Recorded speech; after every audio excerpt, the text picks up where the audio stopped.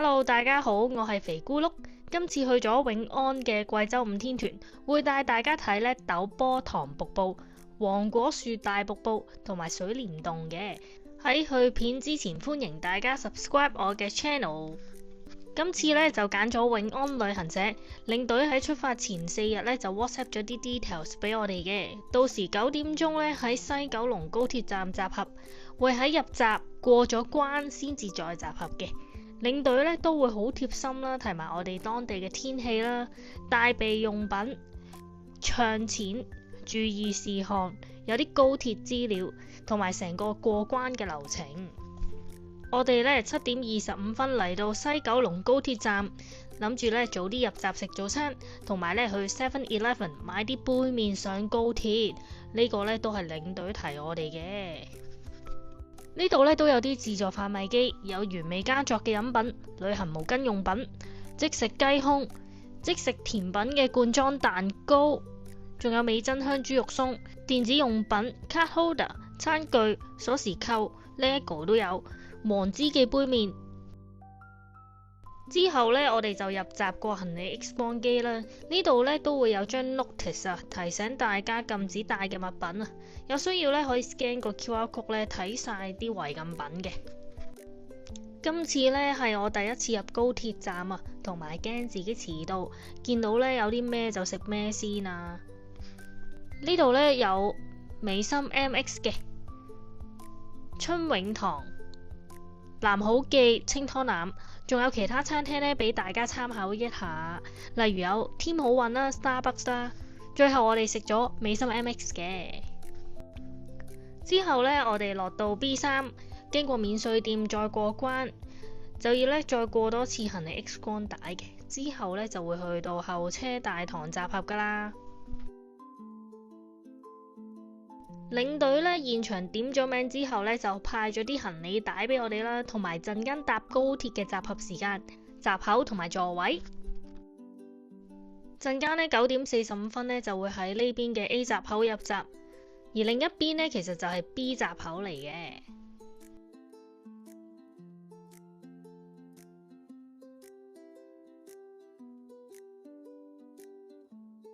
嚟到9點55分呢，我哋就上高鐵啦。呢架高鐵呢，係由西九龍站去到成都東站，我哋會喺中間嘅貴陽東站落車。成程車呢，大概係要坐5個鐘左右，大概呢下晝3點就到噶啦。我哋係坐第4卡車廂 9DF 嘅座位，有餐台，同埋呢佢凳背左上角呢有個 USB 插頭俾你充電。車廂與車廂中間有熱水機。如果呢大家有手提行李嘅話呢，係可以放喺頭頂位。如果呢大家係帶住啲大啲嘅22、24、26寸以上嘅行李篋呢，我而家行去車廂尾最後一排凳呢嘅後面，其實有少少空位可以放到大篋。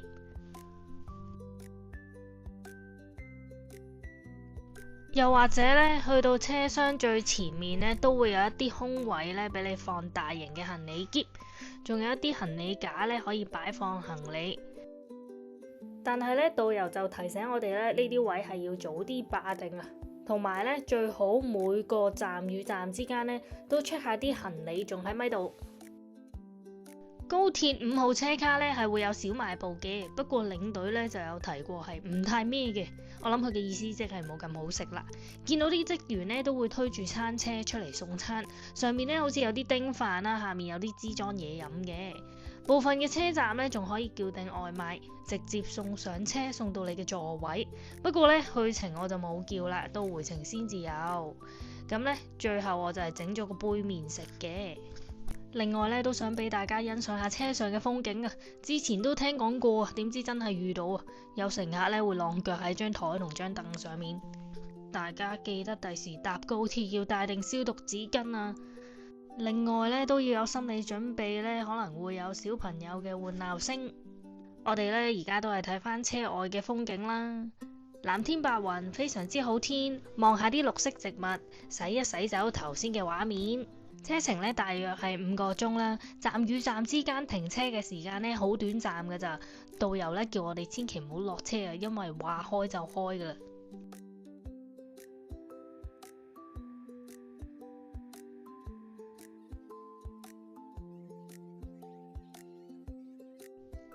我哋呢一路跟住路牌往西廣場停車場出發。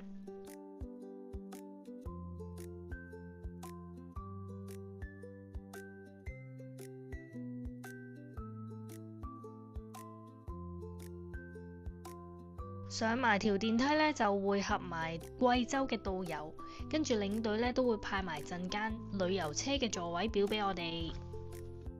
嚟到晏晝3點半，我哋呢就跟住貴州導遊一路往西廣場停車場出發，途中會經過格林豪泰酒店。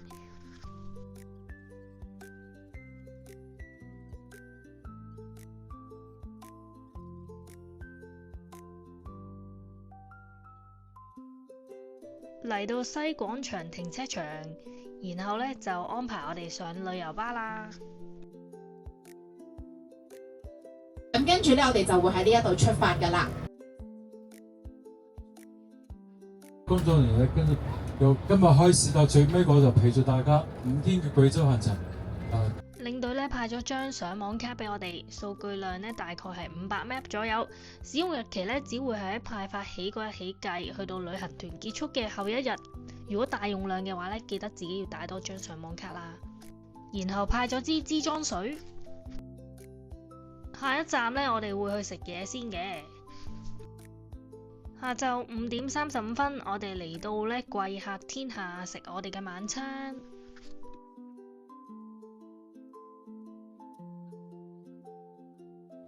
牆上面呢都會有啲特色苗族服飾同埋壁畫，見到呢，佢有啲招牌呢寫住佢係出名酸湯牛肉嘅。然後我哋入到去一個包廂，入邊有3張大圓台俾團友食嘢，有一支雪碧同埋一支啤酒，基本上呢個每餐嘅標配嚟噶啦，一定有嘅。有東坡肉、發財糕、白飯任裝、栗子炒牛肉、蝦肉番茄炒粟米粒、涼拌青瓜、炒椰菜、貴州嘅特色涼米皮，呢個呢係中式薯蓉嚟嘅，同埋入邊有啲蔬菜粒，有炒菜啦，同埋有啲炒肉片。呢個呢係貴州豆米火鍋。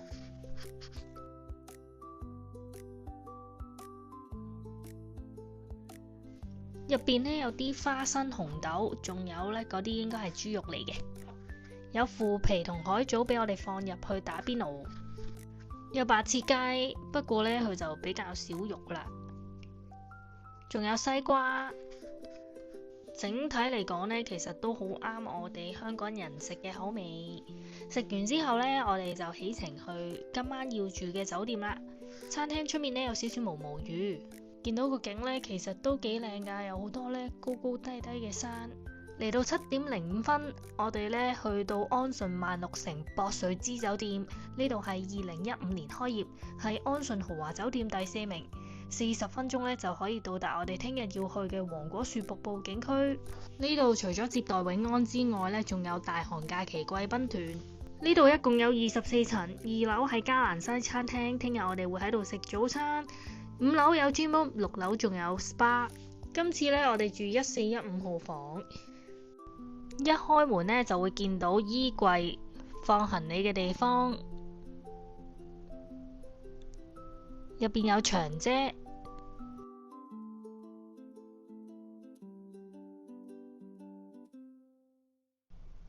有洗衣袋，另一邊呢就有燙斗、夾萬，仲有浴袍。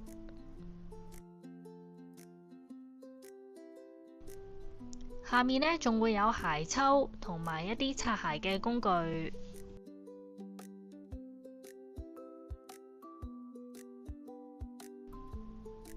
一啲洗衫袋，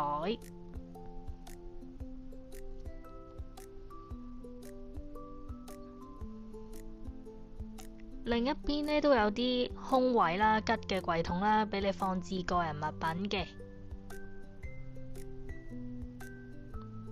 再隔離呢，就有個吉櫃，又係俾你放一啲物品啦。不過呢，我就比較少用到啦。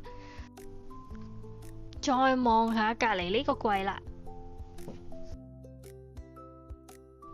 下面有個細雪櫃啊，上面呢會有4支樽裝水、熱水壺，仲有啲即沖嘅咖啡啦、糖啦、茶包啦。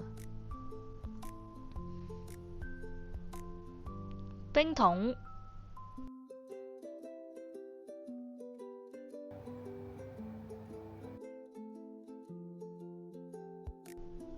書枱嘅位置、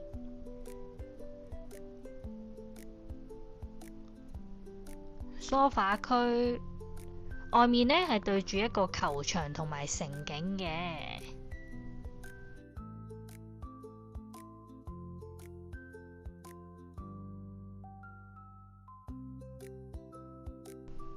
床邊櫃會有個電話、紙筆，下面仲有對拖鞋。櫃桶亦都係俾你收納一啲個人物品嘅。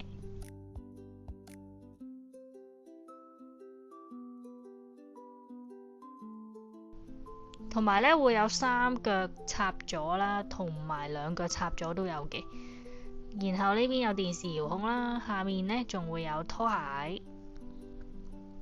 一個細細地嘅電視，到浴室有雙星盤，有番梘，有1細支嘅潤膚露。呢邊呢會有啲漱口杯啦、抹手巾啦，基本嘅洗浴用品都有噶啦，梳、牙刷、浴帽、針線包，一啲護理套裝、鬚刨。櫃嘅下面呢會有體重磅啦、吹風機啦同毛巾。好可惜呢，佢其中一個星盤係失咗啦。我哋嘗試下去水都係去唔到嘅。不過喺度住2日就有去啦。呢一度呢嘅體驗上就爭啲嘅。去到座廁位，會有啲一次性嘅馬桶坐墊啦、衛生袋啦。呢一邊呢就有個企缸，都尚算企理嘅，有提供細細支嘅洗髮液、護髮素同沐浴液。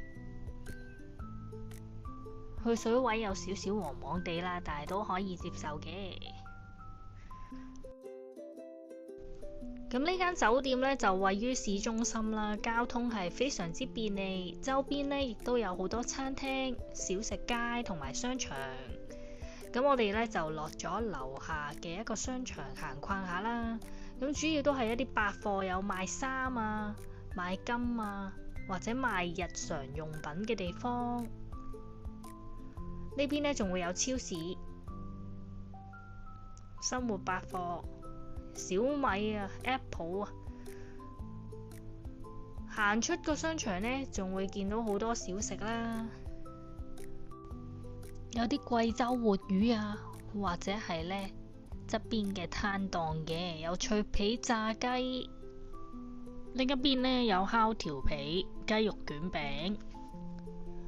然後呢，我哋去咗霸王茶姬嗰度呢，買咗杯嘢飲。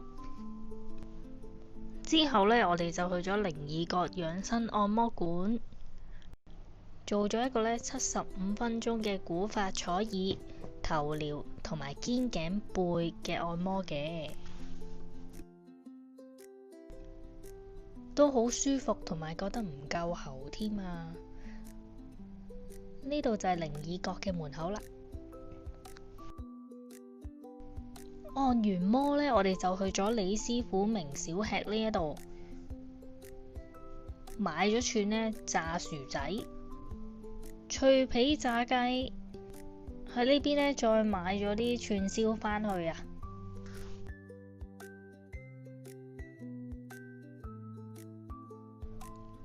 喺另一邊呢，就會見到呢個鎮宇豐糖梨，似乎係貴州招牌嚟㗎。買完啲嘢食呢，我哋就返去酒店啦。呢度就係我哋嘅宵夜啦。嚟到第二日呢，我哋就會落去加蘭西餐廳食早餐。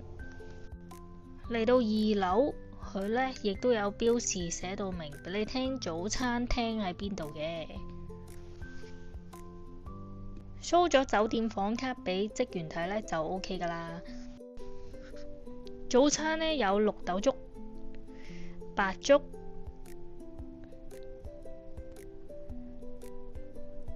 山藥玉米粥，側邊呢有啲欖菜啊、榨菜啊、腐乳啊、粟米、番薯、花生、炒飯、腸仔、火腿、豆腐、椰菜炒菇，直頭呢俾人畢到冇晒啦。側邊有茶葉蛋、南瓜、烚蛋。另一邊呢會有炸物啦、洋葱圈、薯餅、油炸鬼、薯條、麥樂雞、麵包區，都好多選擇嘅。有啲似呢我哋平時喺麵包鋪買嗰啲麵包啊。呢邊呢就漢麵包區，可以自己搽牛油果 jam。另一邊呢就係穀物區啦，會有牛奶同豆漿。涼拌區有啲係青瓜啦、木耳啦、豆乾啦，都係有啲辣辣地嘅，好惹味。水果區有橙啦、哈密瓜、火龍果、西瓜、番茄，仲有啲梨啊嗰啲嘅。沙律區呢邊呢仲有啲冰粉，可以自己撈甜品食。煎蛋。果汁有提子汁、芒果汁、藍莓汁、原味酸奶同埋紅棗酸奶。呢邊呢有紅棗蓮子、燕麥奶、芝麻奶心、玉米露，熱水都有。粉麵區呢會有好多青菜啦，後面呢就會有啲米線、麵同埋河粉，即叫即烚。另一邊呢就會有啲配料俾你，會有芫茜、酸菜、蔥、蒜、辣椒油等等。另一邊呢又會有啲湯底啦，例如有出名嘅酸湯啊、榨菜肉絲啊、辣湯啊等等，仲有饅頭。俾大家睇睇用餐區。食完早餐呢，就會準備出發去我哋今日第一個景點。上到旅遊巴呢，第一件事就派咗一個導賞耳機俾我哋，陣間去到景點呢，就係靠呢個耳機去聽噶啦。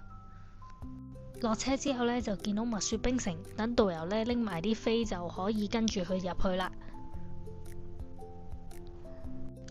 今日都非常之好天啊！我哋呢就跟住導遊嚟到觀光車嘅乘車入口，經過黃果樹嘅牌匾。今日呢都係非常多人啊！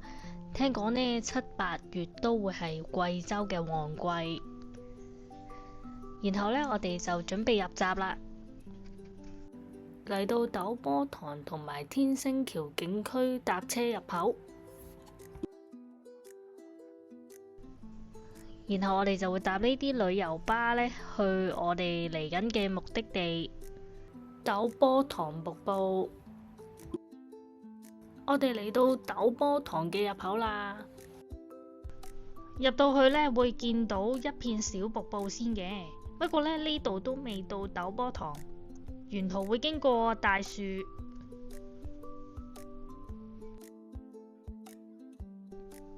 繼續行，穿過呢條通道，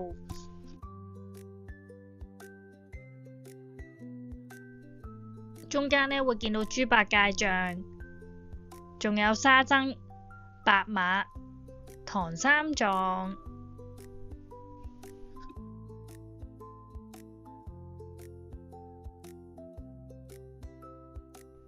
去到11點呢，行咗半個鐘，終於見到陡坡塘瀑布啦。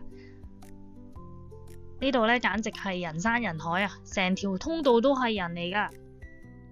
當日呢天氣都好好啊，烈日當空，好多人都拎住把遮。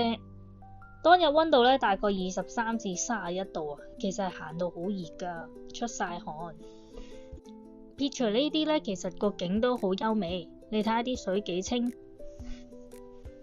陡波塘瀑布咧，其實係一個位於黃果樹瀑布上游嘅地方。瀑布咧，佢呈巨大嘅波狀，即係斜坡個波。佢高21米，闊105米，其實係黃果樹瀑布入邊咧最闊嘅瀑布嚟㗎。行完之後咧，我哋就經西遊古道一路行返去我哋今日食 lunch 嘅地方。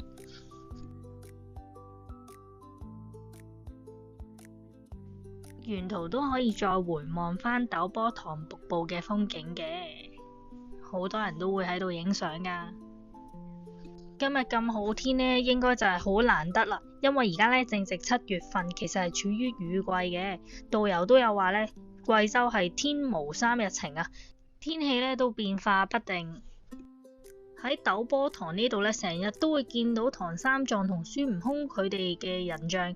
因為咧，曾經一個好經典嘅電視劇《西遊記》片尾嗰度，其中一個鏡頭就係影住師徒4人啊，喺一條好闊嘅瀑布上面行過，而呢一個場景呢，就係陡波塘啦。行到咁上下呢，我哋就離開去今日食 lunch 嘅地方。12點鐘呢，我哋嚟到食喜山尋。上大眾點評睇咧，呢度主要係接團餐為主嘅。今個團呢，其實啲餐呢都好啱香港人食，唔會話太油或者太辣啦。今餐呢會有茄子、燒鴨、煎魚、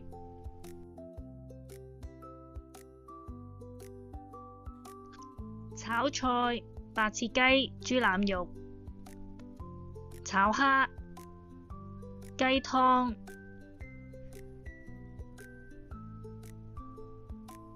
白飯，又係一個炒菜、煎蛋。食完飯1點鐘，我哋呢就去大瀑布景區乘車通道。入去之前呢，啲行李都要過 X 光帶。然後呢，我哋就出發去坐旅遊巴，再入返去黃果樹啦。1點3，我哋呢嚟到黃果樹遊客中心。呢度有個溫馨提示呢，就係提大家，如果入水簾洞呢係需要預約㗎，如果冇預約呢係唔能夠入去參觀嘅。1點半鐘，我哋嚟到黃果樹大瀑布嘅步行入口。呢度呢有2個方法嘅，一係呢就扶梯，一係就行樓梯落。咁我哋呢就會用步行入口行樓梯落去嘅。到返出嚟嘅時候呢，先會搭扶梯。扶梯呢即係扶手電梯咁解啊。行到呢度呢，遠望呢就見到黃果樹大瀑布。呢度呢個景呢係比頭先宏偉好多啊！遠望就已經見到個瀑布好有氣勢。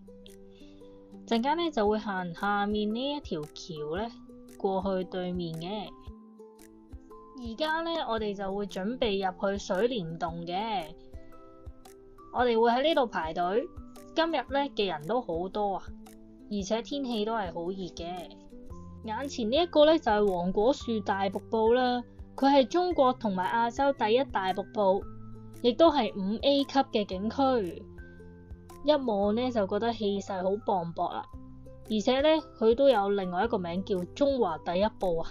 成個瀑布呢，係由雄、奇、險、秀嘅風格呢去組成嘅，亦都由大大細細18個瀑布組成，形成一個好龐大嘅瀑布家族。望落去仲有彩虹添。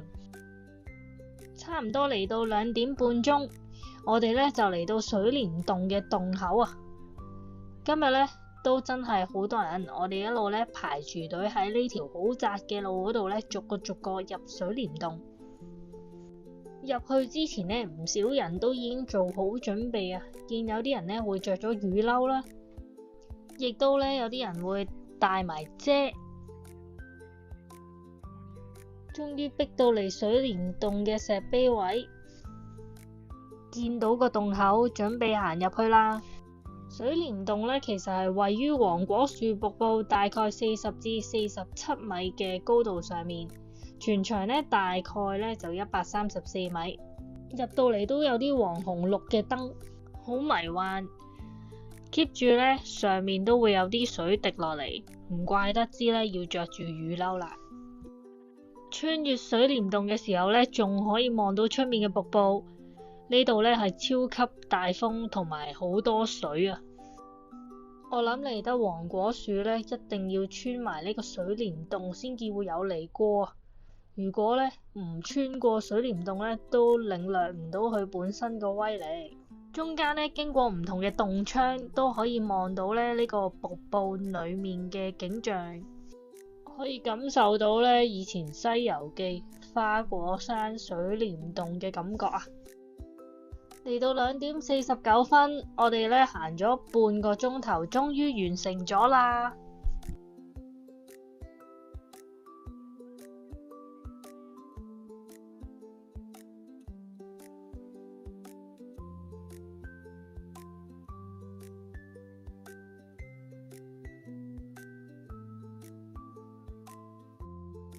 行完水簾洞，一路往下行呢，都會有一個景區俾大家呢喺度影相，背景呢就係呢個黃果樹瀑布啦。大家睇下對面岸呢，其實都係企滿晒人啊！今日呢係超級多遊客嘅。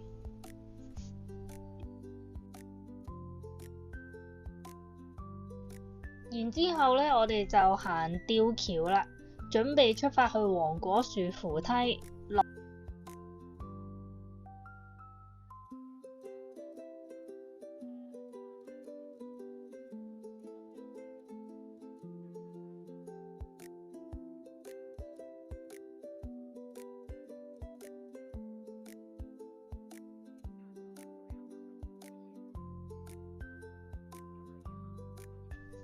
嚟到3點40分，我哋咧就搭黃果樹扶梯上返去我哋頭先個入口啦。離開嘅時候咧，我哋會見到商店街，見到咧會有啲特產同埋禮品，例如咧有朱砂、牛角，賣煙嘅地方都有。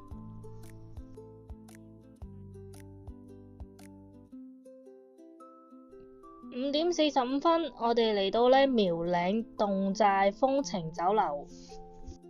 今日咧非常之早就食晚飯啦，唔使6點已經嚟到。今餐咧係食一啲貴州老味道，有饅頭、薯仔肥豬肉、紅棗糕、青瓜、酸菜肥豬肉、香蒜豬肉、冬瓜炆鴨、淮山木耳荷蘭豆、炒青菜、炒椰菜、娃娃菜番茄肉丸湯、番茄酸湯、西瓜。嚟到8點25分呢，我哋就返咗去酒店嘅竹運通揼一揼骨，因為呢今日真係行咗全日啊！我哋揀咗199蚊60分鐘按腳，不過呢唔推介大家試啦，因為呢真係酒店嘅按摩麻麻地。嚟到夜晚10點15分，我哋去到酒店對面嘅三桂鐵簽烤肉，佢嘅烤肉呢1蚊一串咋。係喺巷仔入邊，亦都咧有啲台仔凳仔咧俾啲顧客坐喺度食嘅。